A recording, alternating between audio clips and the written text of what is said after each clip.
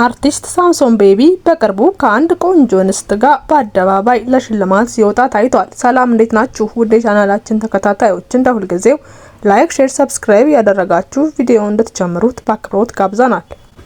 አርቲስት ሳምሶን ቤቢ በቅርቡ ከድምጻዊትና ከተዋናይት ዳግማዊት ጋር የነበራቸው የትዳር ሁኔታም በማይሆን መልኩ ተቋጭቶ ነበር። ይሄ የሆነው ታዲያ እነሱ እንዳሉት በሁለቱ ስምምነት ቢሆንም በርከት ያሉ ጭቅጭቆችን ወደ ሚዲያ ይዘው ቀርበዋል። ሁለቱም በየፊናቸው እነሱ ሆነናል ብለው ያሰቡትን ህዝቡ እንዲፈርዳቸው ለዳኝነት ቢያቀርቡትም ህዝቡ ግን ያገኘውን እድል ተጠቅሞ ሁሉም የየራሱን ፍላጎት ሲያንጸባርቅ ቆይቷል። በተለይ ደግሞ ዳግማዊት እኔ ብዙ ነገር ተበድያለሁ ብላ ባቀረበችው መረጃ መሰረት ብዙ ሰው አርቲስቱን ወቅሰዋል። ይሄ የሆነው በተለይ የልጆቼ ሞግዚት ናት ባለቻት ሴት በድብቅ ተቀርጾ ከተለቀቀባት ጭቅጭቅ ቪዲዮ በኋላ ብዙዎቹ እሱ ነው ከበድ ያለ ጥፋት ያጠፋው ቢሉትም እሱም ታዲያ በተራው ሰይፉ ሾው ላይ ቀረብ ብሎ ልጆቼን እንዳላሳደገ እንዳልተንከባከበ ተዳርጌያለሁ፣ ቤቴን እንደማልወዶኛለሁ፣ ለቤቴ ብዙ ነገር ሆኛለሁ፣ በዙሪያዬ ያሉ ሰዎች ያውቃሉ፣ ግን በሚዲያው ላይ ሲናፈስ የነበረው ነገር ሙሉ በሙሉ እኔ ለቤቴ የከፈልኩትን መስዋዕትነት የማይገልጽ ነው ሲልም ቀርቦ እንደዚሁ እሱ የተሰማውን ተናግሯል። በዚህ መሀል ታዲያ ልጆች በርከት ያሉ ችግሮችን እያሳለፉ እንደሆነና የትዳር አማካሪዎች ነን የሚሉ ሰዎችም በአደባባይ ወጥተው የሁለታችሁን ነገር እኛ እንቋጭላችሁ ብለው ከሚዲያ አውርደው ወደ ትዳር አማካሪዎች ነገሩ መሄዱም አይዘነጋም። በዚህም ታዲያ ፓስተር ቸሪን ጨምሮ ብዙ የትዳር አማካሪዎችም በዚሁ ላይ ተሳትፎ ነበር። ትዳሩ ዳግም ወደ ቤት እንዲመለስም የቻለውትን ነገር እያደረጉ ነው። ባይሆንና ባይመለስ እንኳ ለልጆቹ ሲባል የነበሩበትን ሁኔታ እንዲያጠሩ ተጋብዘዋል። ነገር ግን ብዙ አማካሪዎች በዚህ ጉዳይ ላይ ቢጨቃጨቁም ሊያስማሟቸው ቢሞክሩም ሁለቱ ግን እስካሁን ድረስ በቅራኔ ውስጥ ናቸው። በተለይ ደግሞ አርቲስቷ ነገሩን ወደ ሕግ እንደመውሰዷ በተለይ የተጣሉበት የግል ንብረቶቻቸውንም በአደባባይ ሳይቀር አውጥተው የኔን ንብረት ካልወሰድኩ እያለኝ ነኝም ብላ ዳግም በአንድ ኮንዶሚኒየም ሲጣሉ ቆይተዋል።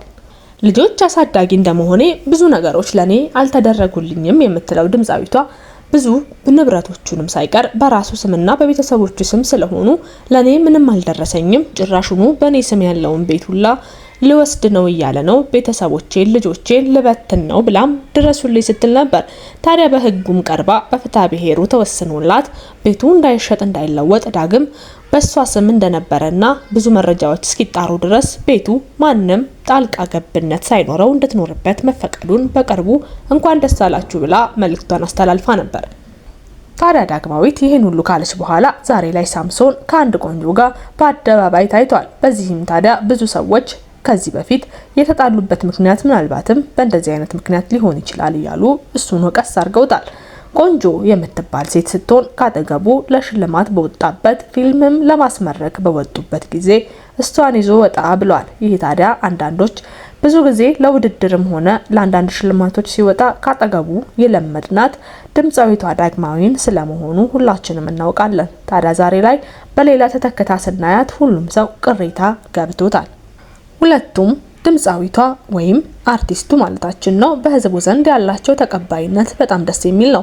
ድምጻዊቷም በድምጿ ብዙ ሰዎች ያውቃታል። ብዙ ፊልሞችንም አብራ ተውናለች። እሱም ደግሞ በርከት ያሉ ፊልሞችን ለህዝቡ አድርሷል። ታዲያ እነዚህን ድምጻዊትና አርቲስቱ አብረው ሆነው ልጆቻቸውን ሲያሳድጉ ለማየት ብንጓጓም ግን ያሉት ሆኖ ዛሬ ላይ አንድ ላይ አይደሉም። ታዲያ ሁለቱ ይታረቃሉ። የትዳር አስታራቂዎችም ይህን ነገር በቸልተኝነት አያዩትም። ዳግም ወደ ቤታቸው ይሰበስቧቸዋል ብንልም ነገሩ ሳይሆን ቀርቶ እንግዲህ ዛሬ ላይ ሳምሶን ከአንድ ሴት ጋር ብቅ ብሏል። በቅርቡ ታዲያ እንደሚታወቀው አንድ ህፃን ልጅ ይዞ ፎቶ ተነስቶ መነጋገሪያ መሆኑ አይዘነጋም። ይቺ ልጅ የማናት ተብሎ ቢጠየቅም ቆይኔ የቤተሰቦቼን ልጆች ይዤ መነሳት አልችልም ወይ? ከዚህ በኋላ ህይወት አይኖረኝም ብላችሁ ነው ወይ የምታስቡት ብሎ ብዙ ሚዲያዎችንም ወቀስ አድርጓል። ግን ብዙዎች ምናልባት የዚህ ህፃን ለትዳራቸው ፍቺ መሰረት ልትሆን ትችላለች ሲሉም ቆይተው ነበር። ግን እሱ የእህቴ ልጅ ነው ይዤ ፎቶ የተነሳሁት ሲለንም ነበር። ዛሬ ላይ ደግሞ ከአንድ ሴት ጋር እንደዚሁ በአደባባይ ለሽልማት መውጣቱ ነገሩን ዳግም ህዝቡ ዘንድ እንዲቀርና እይታ እንዲስብም አድርጎታል። ትዳር በሁለቱ ሰዎች ስምምነት የሚደረግ ነው። ታዲያ የስምምነት ይቅርብኝ ነገሩ አልሆነልኝም ያየሁት ነገር ለመቀጠል አያስችለኝም ከተባለ ግን በሁለቱ ስምምነት ዳግም ይፈርሳል።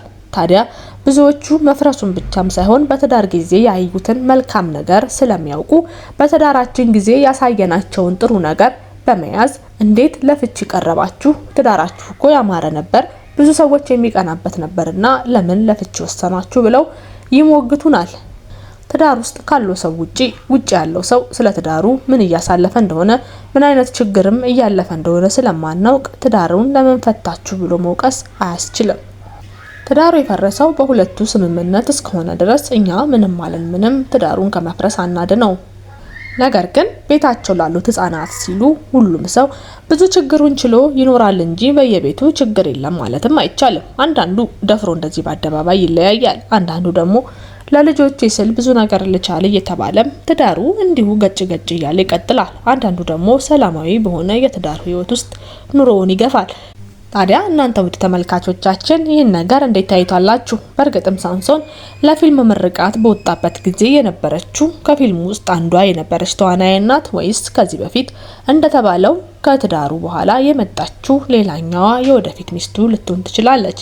በእርግጥ ትዳር አይቆምም። እንኳን እሱ ወንዱና ሴቷን ቢሆን ከዚህ በኋላ ሌላ ህይወት አይኖራትም ማለት አይቻልም። ምክንያቱም ትዳር ከፈረሰ በኋላ ሁሉም ሰው ህይወት ይቀጥላል። ዳግም ለህይወቴ ትመጠነኛለች፣ ለኔ ህይወት ታስፈልገኛለች፣ ለቤቴም ሰው ያስፈልገኛል ያለው ሰው የፈለገውን መርጦ ወደ ህይወቱ ማስገባት ይችላል። የሁለቱ ነገር በፍርድ ቤት ተወስኖ እስከ ተለያዩ ድረስ ሁሉም በየቤቱ የራሱን ህይወት የመብራት ብዙ መብት አለው።